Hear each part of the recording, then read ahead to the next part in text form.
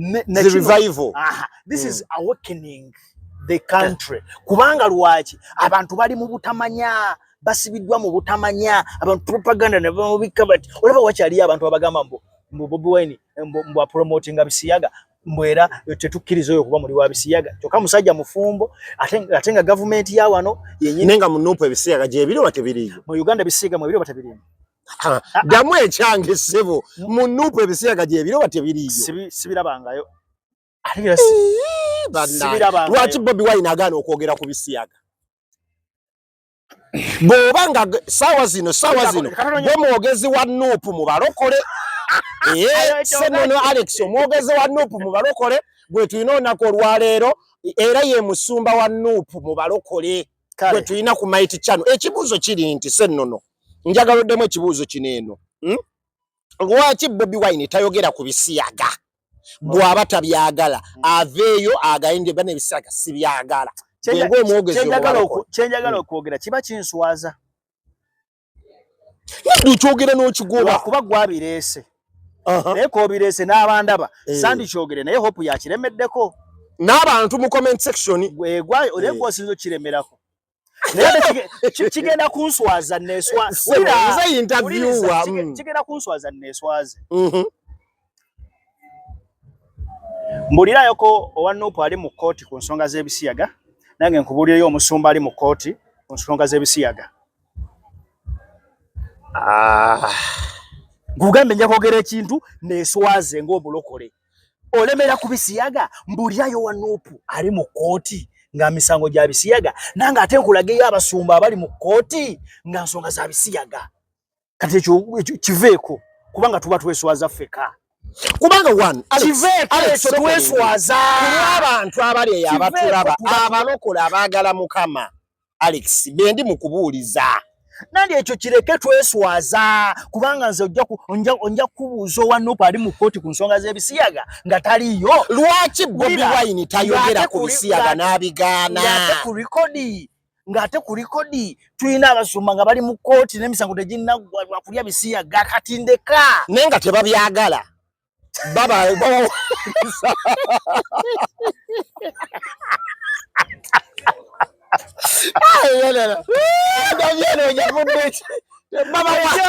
ojafira mukazanjoko wayiriza abasumba baffe azabe bawayiriza simayina kumanya they're just blackmailing ojafira mukazanjoko muganda wange biro naye nze njagala oddeyo ogambe Bobi Wine oddeyo ogambe aba Nuupu abalokole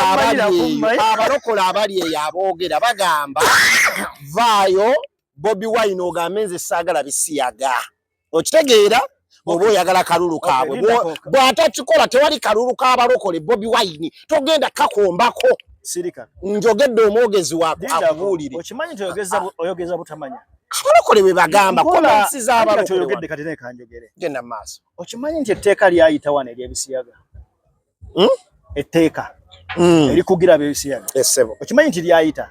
ne Museveni alisako sitampu tabyagala nanti nekiggwa si bwe kiri kali sawa yakuteekesa amateeka muki mu nkola kali kiki kyoyagala ekira etteeka olwo lyayita erikugira ebiki ebisiyaga ate Nuupu ejja kuteekesa amateeka muki mu nkola waliwo obutambi bw'ebisiyaga obutambula ennaku zino bwe wali olabyeko nde simanyi abatulaba ku internet mukimanyi bulungi nti waliwo obutambi bw'ebisiyaga obutambula ku internet n'abantu abali ebisiyaga boogera kyere ku interviews ez'enjawulo ku social media mubalaba ani yali akwatiddwa ng'ate etteeka weeriri katujja kumanya abiwagira n'atabiwagira kuba tuli mu gavumenti eya Mwami Museveni ng'ebisiyaga bigenda mu maaso nga n'ababirya beewaana kyere n'obutambi bufuluma kyere naye tewali akwatibwa. Are you trying to say to government eno ewatira ebisiyaga heavy promoting gote kyogera kankyogere president uliza age togira kintu nkulaba jolaga omusajja yagamba tabyagala kamera tunula munze President Trump yasinzira mu America n'asaba accountability ng'agisaba government ya Museveni olwa $1 million zebadde gyewa Uganda government emyaka 3 egiyise kutumbula ebisiyaga nga basaba accountability government ya Mwami Museveni naffe tusaba accountability billion dollars ezibadde zijja ziweebwa gavumenti eno okutumbula ebisiyaga ziriwa zibadde zikola ki? Njagala Bobi Wine ayogere ku bisiyaga. Kale ekibuzo ekyo kikyalina makulu n'abakola bojja swalya bwerere Wangi anyway eyo tuveeyo naye mu bulumi abalabi abategedde bakitegedde. Ekirala Kyagulanyi yasibwa emyaka 10 obutagenda mu UK lwakuyimba luyimba oluvumaganya ebisiyaga n'amala mbu yamaana yeetonda kati mbu byoteeka kasabiveeko mbu byotegeeza kuba gwe ku musajja mufumbo ayina abaana n'abantu be babeera bakola embaga bewasa ekyokubiri ebisiyaga mu Uganda mu ebiri era bigenda mu maaso ate nga n'ababikola tebakwatibwako ate nga beewaana kyere ate mu gavumenti ya Museveni. Bannanga abadde bakomentinga ku bintu by'ebisiyaga ebanendoza muwulidde omukulu byayogedde naddala abalokole points zange points zammwe okuyita mu nze nzituusizza. Okay, eyo nga tuvudde eri ku Mighty Channel TV yo nayo sinzira okubanga otulaba. Thank you so much. Abali ku YouTube subscribe bambi mu subscribing commenting otubulire concern yo ani goyagala tulete ku channel eno kiti kyoyagala tuberenga tuterezaamu byonna tujja kubate nga tube receiving tukolenga boyagala. Tweyanziza nnyo abali ku TikTok the Mighty Channel TV still tweyanziza nnyo nyini da. Tulina omukulu Ssennono Alex Musumba muweereza wa Mukama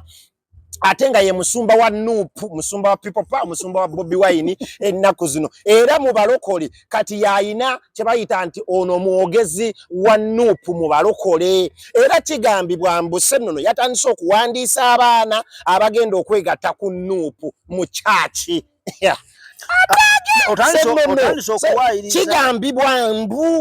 kigambibwa mbu okitegedde kale nga tuvudde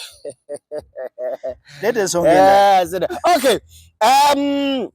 oli munnamawulire ensonga ene ya president w'eggwanga yasooka n'avaayo n'agoba NTV ne Nation Media Group NMG kulalize nagamba bamukuba nnyo kale mu ngeri ennyangu aba NTV. Twabadde tuli awo nga n'omukyala speaker wa parliament ya Uganda naye aba NTV abagobye muki abagobye mu parliament aba national media kati ne tugamba bane amawulire kati gagenda kukolebwa gatya ekisookera ddala then n'ekyokubiri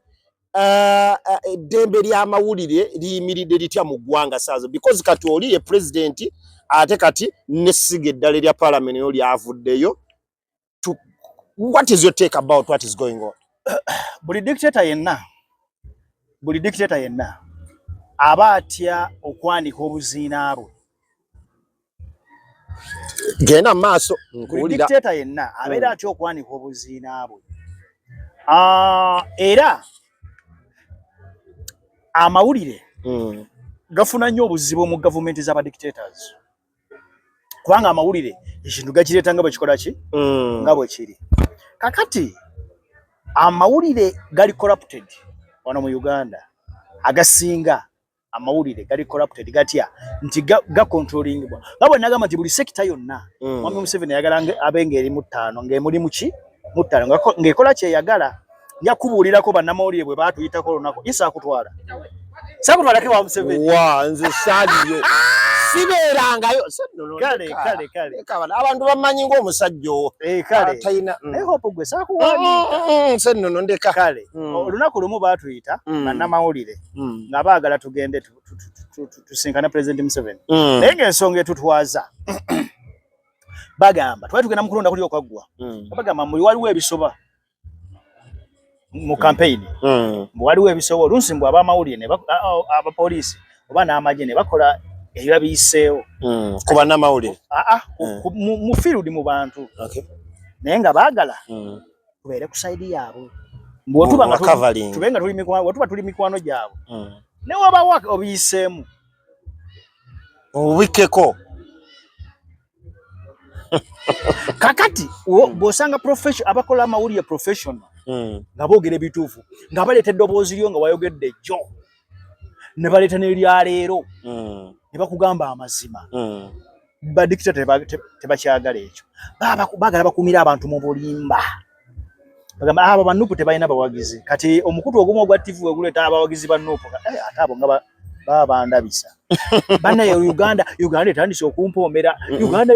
ebyenkulakula ya Uganda bitambula wezu ndaba economy ya Uganda egenda bweti wezu nga gwo omukutu gwa mawulire guli professional ogamba nawo kulaga abali obubi abatalina amasomero abatalina biki nga babikulaga kakati nga gwakule akulira obulimba biba tebijja kusanyusa. That's why Anita Among yatidde ovuganyizibwa nakola obuvuyo bonna okulaba nga tavuganyizibwa. Oli omwana yali amwesimbyeko family yamu pressurizinga. Lwaki? Kubanga family jukira mbu muwala wa Anita Among oyo omwana yali amwesimbyeko muwala wa Anita Among. Family pressurizing ete. Abireke teyesimba ku mami. Lwaki? Teyesimba ku mami kulw'emirembe gya family. Okay. Ensi ebeeraba nti omuntu ataddewo pressure n'alemesa buli omu ayagala omwesimba. Ekitegeera ajja n'opposite. Kati Museveni atya okuvuganyizibwa. Ate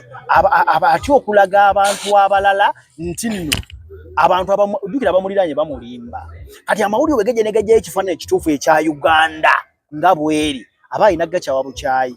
So mu bumpimpi okusamalizing ekyo dictator yenanga yafuga aba tayagala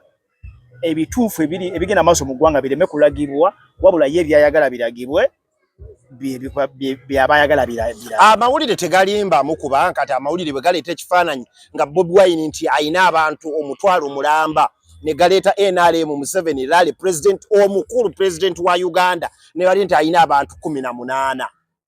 Kamera ne zoominga bweto abantu nga tebanajja omanyi angling ya kamera ne zoominga nga tebanajja ne bakiteeka ekifaananyi olaba nti nno kiba era waliwo n'emikutu egikolera Museveni egikola ekyo ku Kyagulanyi bamukwata nga ali mu kkuba atambula nga ali mu lugendo agenda gy'alaga ne bakwatawo abatono abataba bamutambulirako ne bagamba baba abantu ba Bobi Wine ajyalaga kati ne bakwata ebifaananyi ebiri eri gy'alaga ate nga tannatuuka katagedde eri gy'alaga nga bakyateekateeka ne bakwata bifaananyi ebiriyo na wano ng'ajja ng'ali mu kkubo kati nga ne bafuluma ebifaananyi nga tewali bantu naye nga tekituufu ffe tukina ku social media. Naye manager wa Nation Media Group wa NTV omukyalo oyo nga avaayo ng'agaffe tuli bagumu nnyo musobola okoperating nga temwagala gavumenti omukutu gwamana gusobola okoperating nga togagala gavumenti. Ati ogwo si gwe Uganda NTV yayo gomputu empozi yeri ate waliwo amateeka gafuga amawulire mu nsi yonna kati oli waba atamenye etteeka etteeka lye mumenya abe NTV kulabisa omukulu lwaki mumulabisa kati bagugale babalaba ate okulabisa musango oli okwogera ekituufu musango nawe no wawuga kati bwekugamba nti obulevu busoola obye wano bweta komolako lwaki ondabisa mu kamera wanga president w'eggwanga nesigaza ekitiibwa ki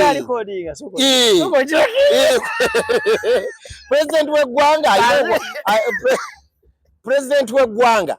ayina osigaza ki ekitiibwa kye nga president w'eggwanga nti nze president w'eggwanga bwe mankoze laale abantu ne batajja bulungi nnyo mukibikeko bannange ekitiibwa kiri luddawa professionalism tebabikako boogeranga bwe kiri tugende ku nsonga endala.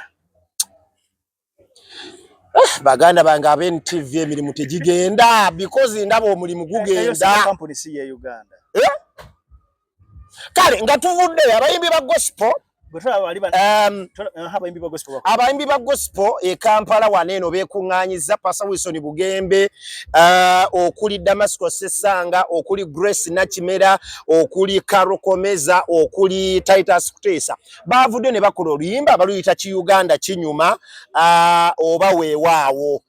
bali mu promoting nti emirembe giri mu Uganda abantu baagala nnyo Uganda bane Uganda nnungi ebintu bifaanana bwe bityo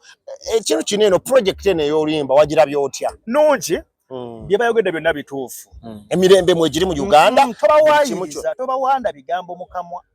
tupulenge luno luyimba abantu bali eyo balutte era nange bwembeera ulira nange kennyini nsobola okudescribinga Uganda bwetu Uganda nungi Uganda nungi is a part of Africa Uganda eina nacho mulungi eina emmere nungi abantu bakeera kukola emirembe wejiri erina abantu abaina hospitality eina ensolo era ebintu byabadde balaga ensolo kugamba era bambadde ne attires eza culture yaffe nungi Uganda so ki Uganda kinyuma ati kamaleyo Uganda yaffe nungi era yegombeswa okubeeramu era n'abantu abajja okuva mu nsi zonna ez'enjawulo begomba Uganda obuzibu bwe tulina mu Uganda yokka okulembeze era n'oluyimba terwakonye ku byabukulembeze era sagala oluyimba oluleeta ku byabufuzi. I want you to talk about ki Uganda kinyuma concept like ng'ekigambo nga bw'okiwulira ki Uganda kinyuma wuliriza ekibuuzo kyange kiri bwe kiti ki Uganda ddala kinyuma. Okay, omanyi ekigambo ekyo omanyi gye kyava ki Uganda kinyuma mpulira gwe ki Uganda kinyuma kubanga gy'osanga eyawangulanga si yafuga ki Uganda kinyuma gy'osanga alidde enguzi ng'ate afuga eggwanga yamprotectinga ki Uganda kiba kinyumye kisesa ki Uganda kisesa waawo ki Uganda kisesa ki Uganda kisesa ng'omuyimbi toyina ngeri gy'osobola collectinga royalties zo tewalina copyright tosobola collectinga royalties zo okujjako ng'oli ku stage nti omuyimbi nga Pastor Wilson Bugembe asobola okuyimba ennyimba okuva edda myaka 2 plus naye yandibadde takyayimba na kuyimba ng'ennyimba ze waliwo system esobola okucollectinga sente ze bulungi nnyo nga n'omuntu ali kabong bw'akuba oluyimba lwa Pastor Wilson Bugembe afunamu akasente naye ki Uganda kino kinyuma kinyuma mu ngeri yeewuunyisa mu ngeri bweti era n'ekigambo kiwula nti ki Uganda olaba oli ajjako akagambo nti Uganda agamba ki Uganda kiba kifuuse ng'ekisekererwa kiba kifuuse ng'ekintu ekiri fane era gawala banenge ekyana ekyo oluyimba luno eno abayimbi abayimbi baneeno bonna abataano okuli Titus Kuteesa, Pastor Wilson Bugembe, Carol Komeza, Grace Nachimana Namulabe yakomyewo n'amaanyi ne Damasco Sessanga.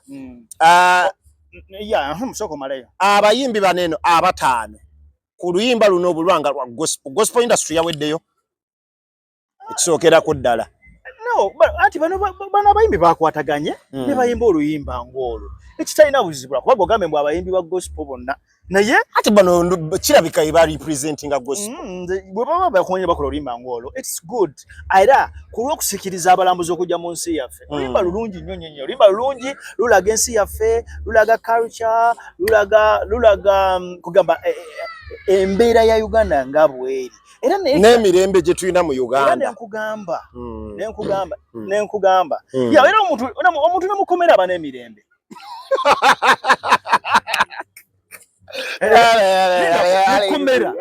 mukomera omuntu aba n'emirembe oba oyogera ki mukomera wabeerayo freedom of speech mukomera because emirembe gitegeeza mukomera wabaayo emirembe mukomera muri omwambala uniform mutambula ne muddeeno mulya ku 11 mugenda mulima ne mudda okay so ulira wakyekugamba tusobola okubanga tuli mu kkomera eri ebyobufuzi okitegeera naye emirembe gye tulimu tuli mu kkomera eryaki oluyimba luno bwe walulabye njagala rating ki Uganda kinyuma gospel version njagala rating ku rate ya 100%. Rating otya promotinga ebyobulambuzi mu Uganda luwa 8 ku 10 naye we ludda mu political wing emirembe egiri mu Uganda oluwa mmeka ku lw'emirembe egiri mu ggwanga ku 10 oluwa mmeka ku 10 nduwa 3 nete bayimbye kuba kati sennono ekisookera ddala Uganda bwe banje Uganda kinyuma like bawadde heading y'oluyimba title y'oluyimba ki Uganda kinyuma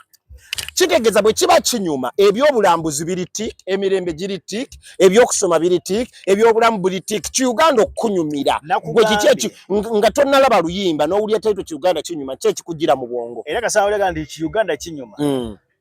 emirembe giri mu Uganda ebintu bitambula bulungi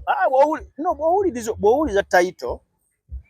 then olaba title nodamu n'owuliriza oluyimba nga tonaluwuliriza nga wagala wa title ebiri mu luyimba birala ne title ndala title esikiriza abalambuzi eraga the nature of Uganda abantu ba Uganda bali hospitality bichi abantu abalungi naye nze my concern eri kubukulembeze engeri Uganda jeri governed kati wabadde yagala bakube mukko kavasa akagamba yadde ki Uganda kinyuma ne mukyuseemu mu bukulembeze sina buzibu wabadde wagala bakuyite gwe wanupu ogatemu kavasa nedda sina buzibu na luyimba bo baluyimbye ngabe bayagadde ngabe bakiseti njagala abanupu nammwe nga gwe pastor w'abanupu obakulembere bayimbeyo oluyimba nti Uganda kinyuma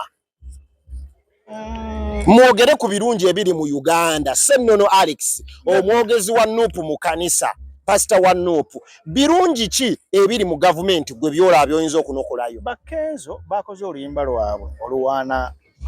olunoonyeza Museveni akalulu ensonga Yoweri ulira waliwo ensonga Yoweri nalabe ne Job Kiza yotuddemu naba bayimbi bagosi babagire nale mbave bakole ku nyimbe ziwade bayimbi kyabawagira NRM abagosi katinga Job Kiza wagira NRM Job Kiza how are you kuba NRM yatudde mu kayimba akadonyeza NRM akalulu kati kitegeza jagala NRM ne health competition abawagire NRM ani mulala wagira NRM ngojje ko Job Kiza Dennis Mutagaya Dennis olio weri ebudiyope smart bamukuba balabika akalulu tebamu wakadi ajje ku independence yajize ku independence Sebotada oli mukwano watwagaliza buwanguzi ne jangu munupu jaja kuba avuruze buvuruzi nsonga kale nga tumaliriza Ssennono Alex mbadde mbuze ekibuuzo gwe Ssennono tuweeyo ko ebintu gwe byolaba mu Uganda byotikinga twabikola ku interview ewedde lete ekirala twabikola mu interview ewedde bagende baginoonye twabyogerako ne kugamba ebintu waliwo bibakoze nende bamaane babyonoona buze ekirala teri kirungi saa zino kyolaba buli ekintu kyonna kwa Bible egamba minzani oleke balancing oyogera bibi byokka Ssennono kimpe kyandikibwa malo kisoma wana balance ya minzani eriwa kimpe kyawandikibwa oyogera bibi ku government ogira kimpe kyawandikibwa wano nkisome nga tumaliriza Ssennono Alex bannange banyinza obutaddamu kulawa ku interview nga bakuyodde munanno nayo nkuba nze sigenda kujja bane abatulaba sigenda kutwalira Ssennono n'akajiko kakawunga sijja kujja kulaba nze njabbaga nti bane Alex Ssennono yayita wano ku channel naye nga simumanyi naye tukusabira Mukama akuyambe kubanga wooli saawa zinene we don't know what is next olaba okweraliikirako kwoyina kwetwetaaga okujja mu ggwanga lyaffe ng'omuntu aba ayina eddembe okuwagira kyayagala n'okukuba akadingidi ku sayidi gy'ayagala nga waliwo emirembe nga tewali muntu alina kweraliikirira